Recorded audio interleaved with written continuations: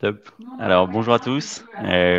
Merci du coup de nous rejoindre pour ce live sur la thématique transformer ses clients en champions avec la méthode Black Sales. Ce que je vous propose, c'est qu'on va déjà se présenter avec Sébastien.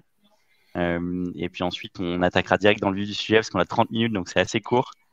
Sébastien, je te laisse te présenter si tu veux.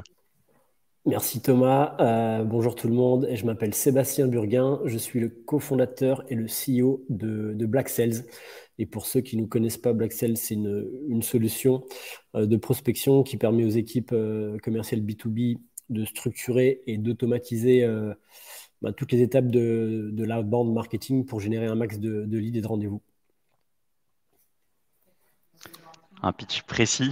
De notre côté, Trustfolio, notre métier, on est une solution de recommandation client B2B.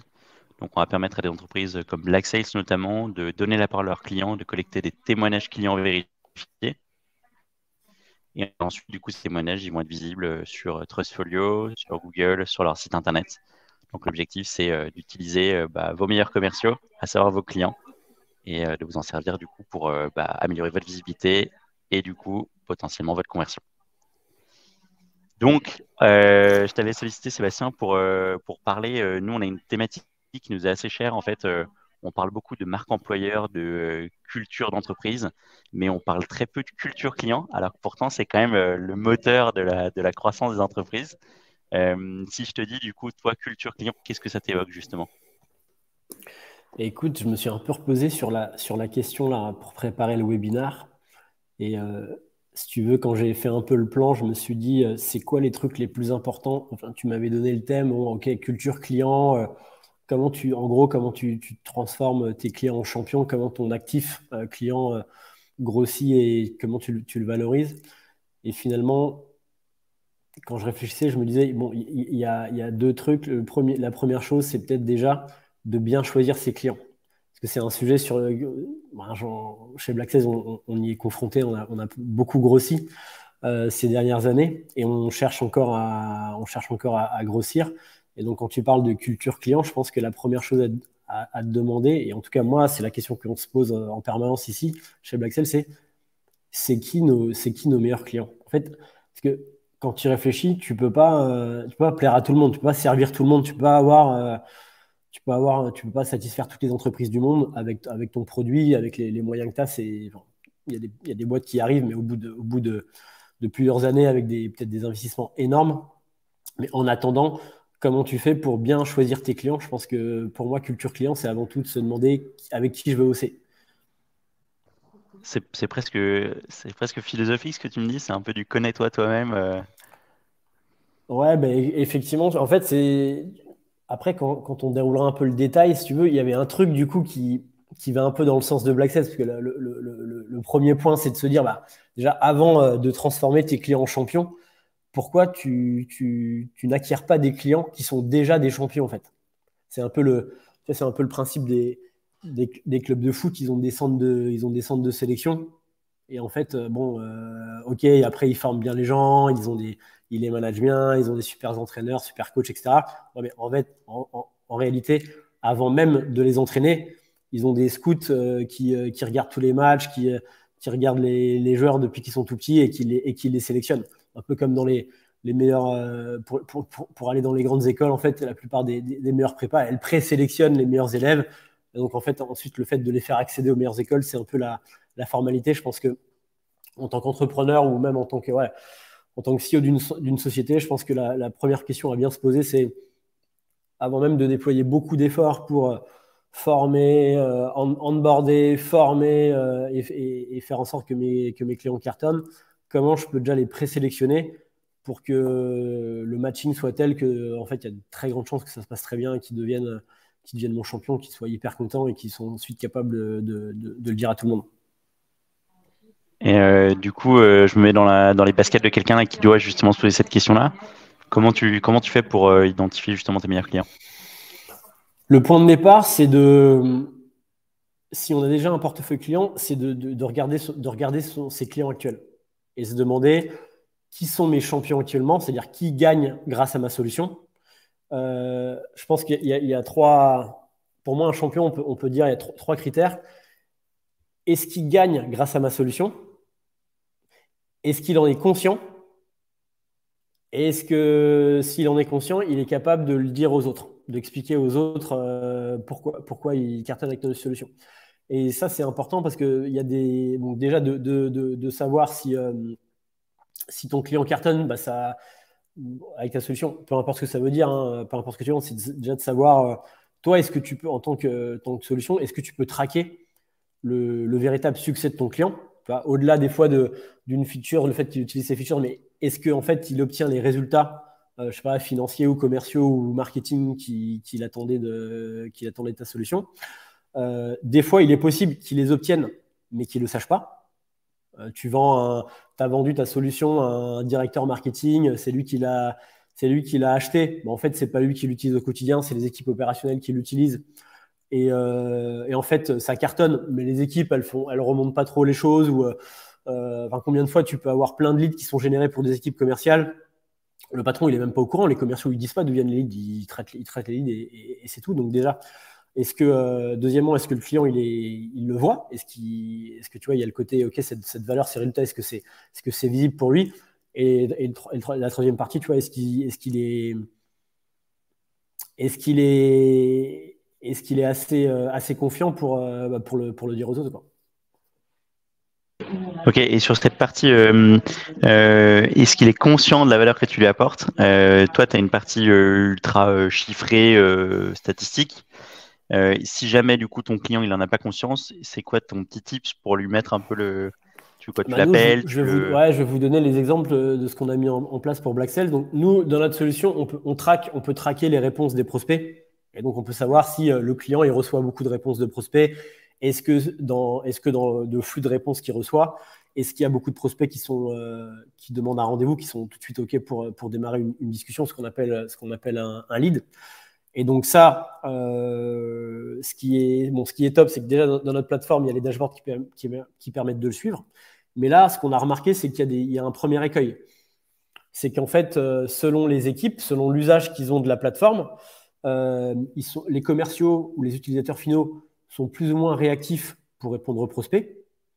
Et donc, au final, ils génèrent plus ou moins de rendez-vous. Et donc, des fois, un client, tu peux te dire, putain, c'est super, ces campagnes, elles cartonnent. Tous les mois, il se prend 15 réponses de demandes de rendez-vous.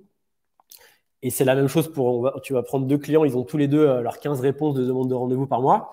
Il y en a un, il va te dire que sur les 15, en fait, il a même fait plus de rendez-vous. Il a fait 20 rendez-vous parce qu'il a répondu aux 15 pour faire les rendez-vous. Et les autres réponses, il leur a répondu et il a réussi à répondre à quelques objections. Il a rebooké 5 rendez-vous de plus sur des réponses qui n'étaient pas ultra chaudes dès le départ. Et l'autre client qui a eu exactement la même chose, il va dire, ah, moi, j'ai eu que 5 rendez-vous. Et en fait, pourquoi? Il y en a un, en fait, les commerciaux sont taqués. Dès que le lead arrive dans les 2 heures, ils traitent la réponse, ils répondent, ils proposent des dates, ou mieux encore, ils appellent, le prospect répond, ils prennent le téléphone, ils bookent le rendez-vous par téléphone, ils préqualifient du coup le prospect, ils évitent les ghosts lors des rendez-vous.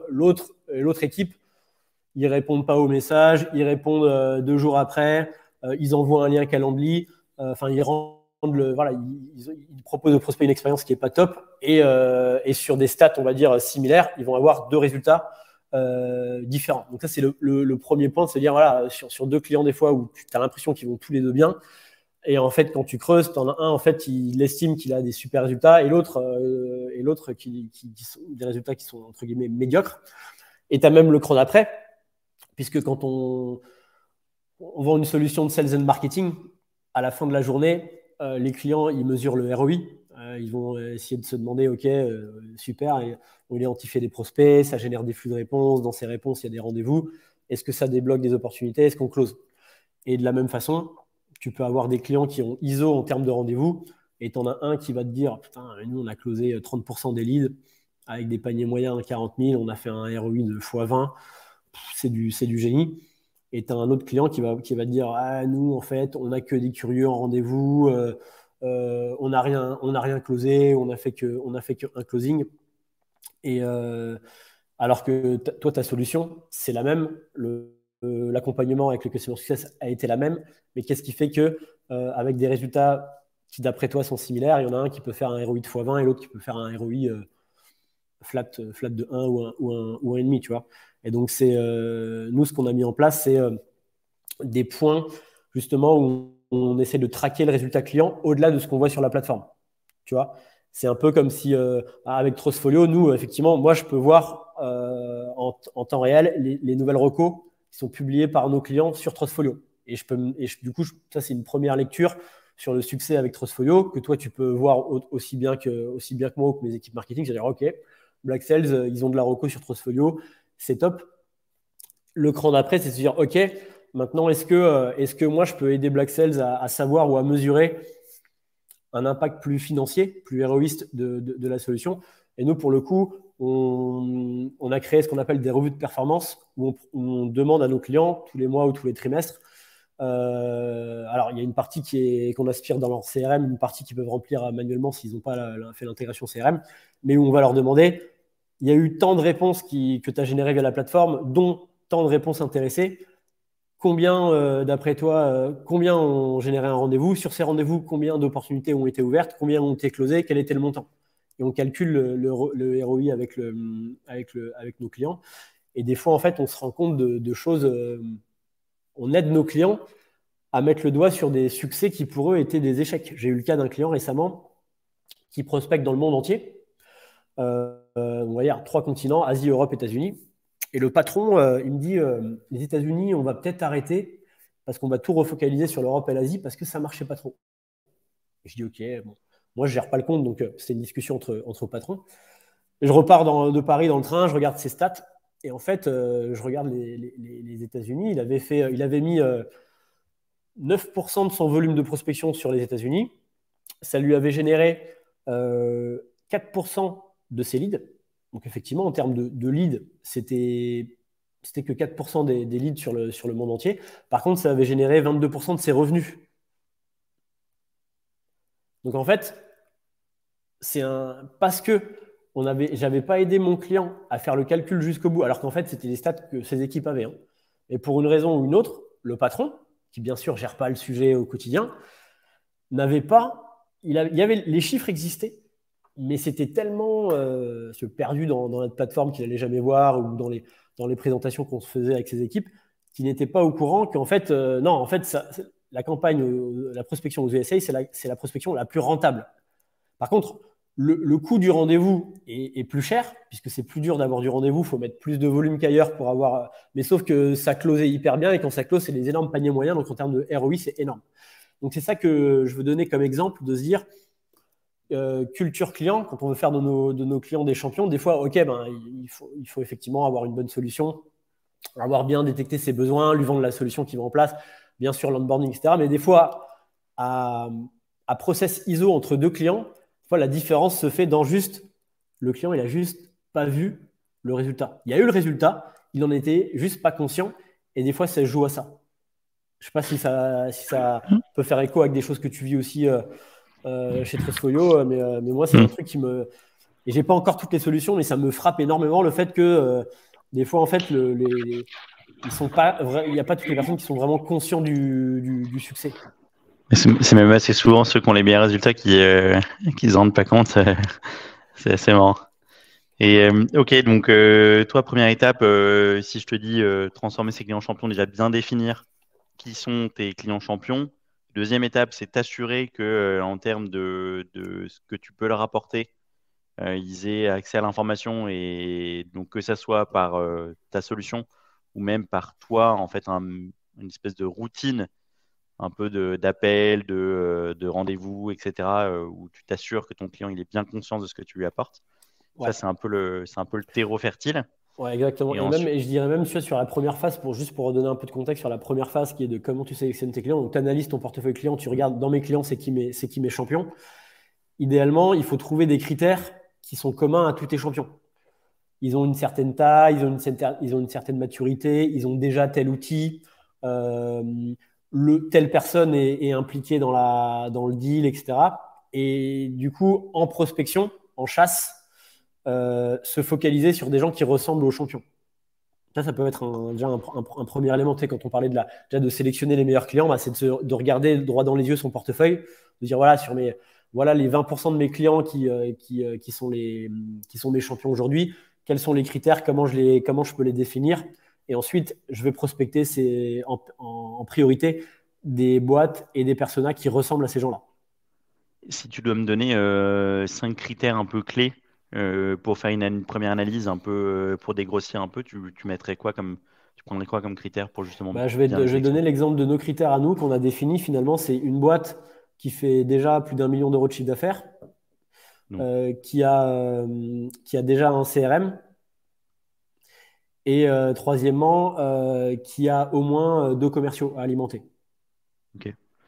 Et rien qu'avec ces 3 petits critères simples, en fait, on augmente les chances d'avoir du succès pour nos clients fois 10, quoi. Et ça, pour arriver. Ça veut pas dire que les autres, on n'y arrivera pas. Ça veut dire que sur les autres, il y aura peut-être des écueils. Ok. Ça sera peut-être plus dur d'en faire des champions.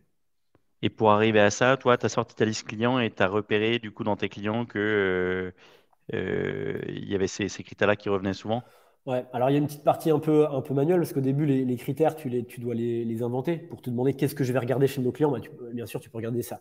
La taille en nombre d'employés, la taille des équipes un peu métiers qui t'intéressent toi, quels outils déjà structurants ils utilisent ou pas, pour savoir si toi, du coup, tu vas bien t'intégrer ou si ça peut faire preuve de maturité. Avoir un CRM, c'est une preuve de maturité où ils ont déjà des process commerciaux en place. Avoir déjà 2 commerciaux, ça veut dire qu'ils ont déjà 2 personnes qui sont en, qui ont besoin de chasser et Mm. d'avoir des leads, donc ils ont besoin d'être alimentés. S'ils en ont déjà 2, ça veut dire qu'ils ont réussi déjà à avoir du succès. S'ils font déjà 1 million d'euros de chiffre d'affaires, ça veut dire que leur succès a été significatif. Et donc, qu'en gros, il y a beaucoup de choses qui ont été déjà validées chez le client et que si il se plug à notre solution, il y a une grande chance qu'on l'aide à passer le cap des 2, 3, 4, 5 millions et qu'il sera hyper content. Ok. Ok. Donc là, dans un monde idéal, tu chasses des bons clients, tu en fais rentrer des nouveaux, tu as un process assez carré pour leur montrer les résultats qu'ils obtiennent. Derrière, est-ce que on parlait de transformer ces clients en champions, donc tu as déjà un terreau qui est fertile. Comment maintenant, justement, tu passes de client à champion, voire même à ambassadeur? C'est quoi un peu, toi, tes astuces?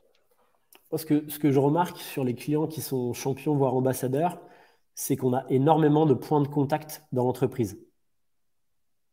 Je te donne un exemple. Nos meilleurs clients, même quand c'est des boîtes qui sont devenues assez grosses, il y a presque tout le monde qui savent qu'ils utilisent Black Sales dans la boîte. Le CTO, il nous connaît parce qu'à un moment, il a changé, il est passé de HubSpot à Salesforce, il a refait l'intégration. Du coup, il a regardé Black Sales, il a refait l'inté avec nous, il nous connaît, il nous aime bien, il a vu un peu la puissance de l'outil en termes d'intégration. Le directeur marketing, il nous connaît parce qu'il a refait les personas, il a recréé du coup les cibles et les personas dans la plateforme et il nous connaît. Les commerciaux, bah, ils nous connaissent parce qu'ils sont alimentés au quotidien, ils sont connectés à la plateforme, ceux qui envoient les messages, qui reçoivent les réponses, etc. Le patron, il vient aux presses pour qu'on lui fasse les revues de performance, il voit le ROI, même si lui, en fait, il ne connaît pas les détails, il ne connaît pas les features, peut-être qu'il ne vient jamais sur la plateforme, mais en fait, il a en tête le fait que sur 2022, il a généré 960 000 euros de revenus nuits grâce à nous.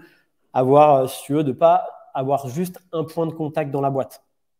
Et ça, donc toi, la solution te permet de faire ça parce qu'il y a un moment où tu vas te demander à des personnes de venir interagir. Mais est-ce que, par exemple, comment tu fais, par exemple, venir le patron de la boîte à ses revues? C'est quelque chose que tu demandes spécifiquement? Bah, c'est pas si simple que ça, parce que même nous, notre outil, tu vois, le CTO, il a rien s'il est pas, si à un moment il n'est pas impliqué, si la boîte est tellement grosse, le CTO, il est plus impliqué dans l'histoire d'intégration, donc il a pas de raison de nous connaître. Il y a des boîtes pour qui c'est peut-être pas possible d'avoir toute une diversité de gens qui te connaissent, mais d'avoir le maximum de points d'ancrage, ça peut être des fois effectivement trouver des excuses. Faire tous les ans une presse un peu high level, où non seulement tu vas montrer des chiffres un peu stratégiques sur la collaboration, et en même temps tu vas faire un benchmark sur un marché bien spécifique. Et du coup, ça te donne une excuse pour inviter à la réunion. Tu dis, ça c'est une des réunions pour le patron de la boîte. Ça peut être des trucs aussi cons que moi, je l'ai plus assez fait, mais je le refais. Inviter le patron à déjeuner.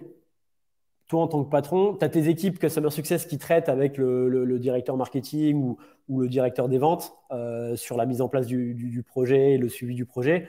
Et toi, tu peux te permettre, en tant que patron, d'organiser un déj ou un petit déj avec 2-3 autres patrons et ça crée une excuse pour se retrouver, de parler de quelques chiffres. Et donc, des fois, ça n'a rien à voir avec le produit. Ça peut être comme on fait là. Comme on fait là, regarde, on se parle jamais en réalité de Trustfolio dans le sens opérationnel parce que c'est Audrey chez moi qui gère. Sauf que toi, tu t'es dit, bah, je fais des webinars et j'invite les patrons de mes boîtes. Et là, si tu veux, même si on ne parle pas, alors là, on ne parle pas forcément du succès Trustfolio, mais on se crée une relation. Derrière, si tu m'appelles pour qu'on fasse un point, du coup, je vais décrocher et on va faire le point. Donc, ça peut être ce que tu fais toi sur ce webinar, ça peut être un déj, ça peut être une presse, ça peut être dans l'outil un endroit où il y a des stats un peu stratégiques qui intéressent le patron ou qui intéressent plusieurs personnes dans la boîte, même si ce n'est pas le corps de ta solution. Moi, je me demande souvent qu'est-ce qu'on peut montrer, qu'est-ce qui peut avoir de la valeur, ne serait-ce qu'en termes de reporting, pour plusieurs personnes dans la boîte. Okay. Comme ça, il y a plusieurs personnes qui peuvent potentiellement voir la valeur et devenir le champion. Donc, premier point, pour transformer tes clients en champions, c'est arriver en fait à un peu tisser ta toile chez le client et avoir un maximum de points de contact. Exactement. Parce que tu vois, hein, la vie avec un client, on a des clients, ils sont là depuis 6 ans. Je veux dire que des directeurs marketing, on en a vu chez le client, on en a vu passer plusieurs. Les directeurs des ventes, on en a vu passer plusieurs. Donc, si tu n'as qu'un point de contact, si tu n'as qu'un champion et que ton champion s'en va, parce que il est possible que dans une entreprise, si tu as peut-être 20 personnes qui utilisent ton produit ou qui sont en relation avec ta solution, il est bien possible que sur les 20, à un moment, il y ait des gens qui soient frustrés. Ils sont pas forcément. Même si ta solution, elle cartonne pour eux et que tu as le big boss qui est au courant que ça ait des résultats incroyables, etc., tu peux avoir un ou deux utilisateurs qui sont frustrés, ils ont été onboardés à un autre moment, ils savent moins comment ça marche, ou leur campagne marche moins que les autres, ils ont des frustrations. Donc, eux, c'est peut-être pas tes champions. Ponctuellement, c'est pas tes champions, c'est peut-être même des détracteurs. Alors que dans l'ensemble, l'entreprise, elle est promotrice et elle fait des vidéos témoignages pour toi, etc. Et donc, c'est toujours bien d'avoir effectivement plusieurs points d'ancrage dans l'entreprise parce que ton champion peut partir, il peut prendre un autre poste, il peut évoluer. Et donc, il faut qu'il y ait plusieurs personnes, si possible, bien placées dans l'entreprise, qui soient au courant de comment ça fonctionne, quels résultats sont obtenus et avec qui tu as une relation. Nous, on l'a appris à nos dépens. On a c'est pas la majorité, hein, c'est un peu des cas particuliers, mais des cas particuliers où on a perdu un client parce que notre champion, il est parti. Il y a un nouveau boss qui est arrivé. Et tu sais, souvent, nouveau boss, c'est nouveaux outils, je remets à plat toute la strat, je change le CRM, je change tous les outils d'outbound. Et là, tu peux te faire dégager. Alors que le truc était des coûts par lead incroyables avec un ROI excellent. Donc, sur le papier, il n'y avait aucune alerte. Mais un changement d'interlocuteur, quelqu'un qui était ton champion qui part en interne, du coup, si tu n'avais que cette personne-là en ancrage vraiment, du coup, ça peut être dangereux pour la relation et tu vas avoir du churn alors que en fait, c'est une affaire qui roulait très bien pour les deux parties. Ok. Donc là, tu as un terreau fertile, tu as des boîtes qui sont bien ciblées, tu as plusieurs ancrages. as plusieurs points d'ancrage dans la boîte. Est-ce que tu as d'autres secrets, d'autres petites astuces pour transformer tes clients L'autre secret, ça va aller dans ton sens, hein, c'est de demander. Parce qu'en fait, tant que tu ne demandes pas à ton prospect, est-ce que, tu vois, sur une échelle de 1 à 10, comment tu es satisfait, sur un net promoter score, et ensuite, est-ce que j'ai un service à te demander? Est-ce que tu serais OK pour partager, pour témoigner de notre collaboration, des succès que tu as eu avec nous, via une vidéo, via un use case, etc. Et parce qu'il y en a énormément. En fait, il y a beaucoup de gens qui peuvent être contents, mais si tu leur demandes pas, en fait, ils vont jamais le. Alors, ils vont être contents hein, si dans une soirée on leur parle d'un problème, ils vont peut-être penser à toi. Et encore, si tu leur demandes pas régulièrement qui connais-tu, qui aurait besoin de notre solution, voilà, moi, au final, si tu ne rabâches pas cette question à chaque fois que tu vois tes clients contents, tu perds plein de deals. Et pareil, il y a plein de gens qui auraient été très très OK pour faire une vidéo témoignage, un use case pour toi, mais tant que tu ne leur as pas demandé, bah, ils vont pas le faire. Donc la dernière partie pour moi, c'est avoir un processus un peu systématique où, OK, à tel moment, je vais demander à mon client s'il est content. S'il est content, je vais lui demander s'il ne peut pas me mettre en relation avec des gens qu'il connaît. Et je vais lui demander s'il ne veut pas, on va dire, officialiser sa satisfaction et mettre ça sur le papier avec un use case ou même une équipe ou une vidéo. Et c'est marrant là-dessus, selon toi, pourquoi les entrepreneurs, pourquoi les entreprises, elles le font pas, ces demandes?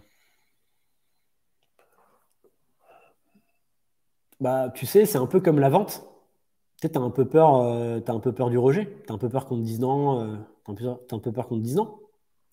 Même moi encore, souvent sur des gros clients, c'est moi qui appelle. J'appelle parce que si on veut avoir la vidéo avec le boss, bon, j'appelle le boss et je décroche mon téléphone. Des fois, on se connaît pas très bien. Et je lui dis voilà, nos équipes adorent bosser ensemble. On a fait le dernier revue de performance, les résultats étaient incroyables. J'ai un petit service à vous demander. Est-ce que vous seriez opposé à faire une vidéo de témoignage? Voilà le format, voilà ce que ça donnerait. Euh, et, euh, et en fait, tu vois qu'il y en a énormément qui sont hyper chauds. Mais c'est vrai que voilà, tu dois le demander. Tu dois avoir. En fait, il faut le faire. Pour moi, il faut le voir comme de la vente, comme de la prospection. J'ai, OK, mes clients, ils sont onboardés. Une fois qu'ils sont onboardés, ils passent en discovery ou en développement. J'ai des moyens de savoir si ça se passe bien. Ensuite, j'ai des revues de performance ou des calls où en plus de visualiser, moi, depuis ma plateforme, si ça va bien, je leur demande qu'est-ce qu'ils en pensent, quels résultats ils ont. Et ensuite, ben, si c'est positif, là, je vais chercher, je vais aller plus loin et je vais aller leur demander est-ce que tu veux témoigner sous tel format, leur demander comme un service, quoi. Ok. Quand on avait préparé le webinaire, il y avait un point que j'avais trouvé génial. C'est toi, tu t'es mis dans la posture de, en fait, enfin, tes clients, tu les vois comme étant des sportifs qu'il faut entraîner. J'avais bien aimé cette philosophie. Est-ce que tu peux euh, nous en dire un peu plus? Ouais, bah, c'est un peu, effectivement, c'est un peu ça. En tout cas, dans le cas de la vente, c'est un métier qui est tellement, bah, je veux dire, beaucoup de métiers sont difficiles, mais tellement difficile dans le sens où c'est un métier où tout ce que tu fais, c'est en synchrone avec le prospect. Quand tu es en call avec un prospect, si tu veux, tu peux pas faire une pause de 20 minutes pour aller chercher la réponse. Il faut être entraîné pour mener la discussion telle que c'est hyper intéressant pour le prospect, hyper fluide et toutefois clair pour lui. Et en fait, il a envie de bosser avec toi. Donc, nous, on cherche toujours des moyens de rendre nos clients, d'en faire des champions. Donc, et dans le cas des entraînements, bah, on a monté, c'est nos webinars, c'est effectivement des webinars où on fait venir les patrons du business et les commerciaux, on fait des jeux de rôle, on les entraîne. On se dit, OK, ben, super, notre solution, c'est top parce que ça leur permet d'identifier les prospects, d'automatiser les workflows de contact, email, LinkedIn, d'obtenir le flux de réponses, d'avoir les réponses pré-triées pour se concentrer sur les rendez-vous, relancer les autres automatiquement. Super, mais on se rend compte qu'on a encore des clients qui, malgré les leads, ont des taux de closing faibles ou ont des problèmes sur telle partie du cycle de vente. Donc, comment on en fait des champions, comment on les entraîne, bah, même si ce n'est pas dans notre cœur produit, on fait un webinar et on a des contenus qui les aident à s'entraîner sur, une fois que j'ai mon lead, comment je mène mon entretien de qualification, comment je mène mes démos, comment je mène mes négos, comment je réponds à mes objections, pour être sûr qu'ils progressent, donc qui rentabilisent plus la solution, donc qui deviennent fidèles à Black et puis qui voient aussi que nous, on n'est pas forcément juste là pour leur vendre la solution, mais en fait, on travaille avec eux sur un résultat. Le résultat, c'est est-ce qu'ils ont, en gros, est-ce que leur revenu newbies augmente grâce à nous? Parce qu'à la fin de la journée, il faut revenir au basique. Les clients, quand ils achètent une solution, même Trustfolio, ils se disent pourquoi ils veulent des avis, pourquoi ils veulent des Mm. recos. Ils veulent des recos pour être visibles et pour donner envie à leurs prospects de closer. Donc en fait, ils achètent Trustfolio pour closer plus de business. Donc au final, c'est le cas de quasiment toutes les solutions qui se vendent. À la fin, quand on vend une solution, c'est quel est l'impact business que ça veut. C'est soit ça réduit mon turnover, ça réduit mes coûts, ça augmente mes marges, ça augmente ma base client, ça, peu importe, mais finalement, il faut qu'on réfléchisse toujours à quelle solution on peut avoir, soit produit, soit service annexe, soit contenu annexe, pour aider nos clients, les entraîner et qui se sentent accompagnés, quoi. Et Et toi, du coup, dans cette mécanique, c'est marrant. Tu sais, quand on parle un peu de satisfaction client, de suivi client, on parle souvent de conseil, avoir une posture de conseil. Et j'ai l'impression que toi, tu es passé au niveau d'après, qui est carrément la posture de coach, quoi, d'entraîneur.